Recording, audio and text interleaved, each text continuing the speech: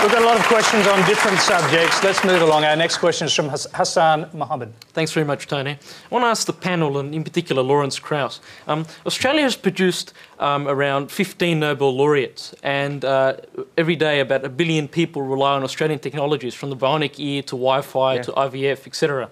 Unfortunately, Prime Minister Tony Abbott and Treasurer Joe Hockey have used the first federal budget to continue their assault on science. In particular, the CSIRO has had to face a pull-out out of major research areas, and the Clean Technology Innovation Fund has been scrapped. What is this saying to the people? What is this saying to the people of my generation who want to pursue a career in science and become chemists, physicists, etc.? Does research really matter?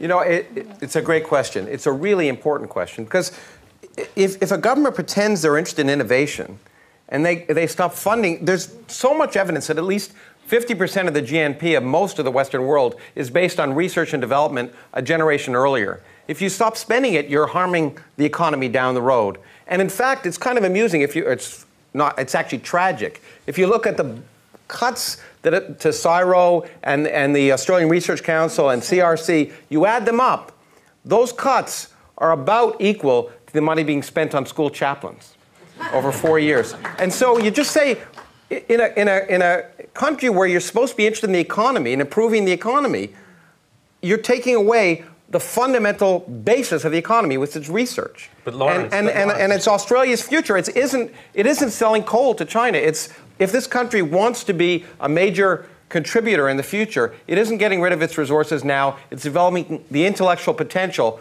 of people and creating things like Wi-Fi and all of the things that CSIRO is doing. And moreover, CSIRO gets money from industry, and when the government cuts money to CSIRO, their matching funds for industry also go away. So it's not just the $110 million cut there. There's another $50 million that industry is now no longer going to provide them. It's a horrendous budget cut for a government that's concerned about the economy, it seems to me. Okay, just before I come to this side, I want to hear from Corey Bernardi, representing the government tonight.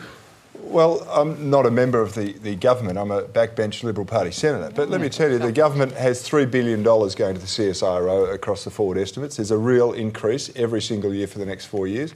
I think every government department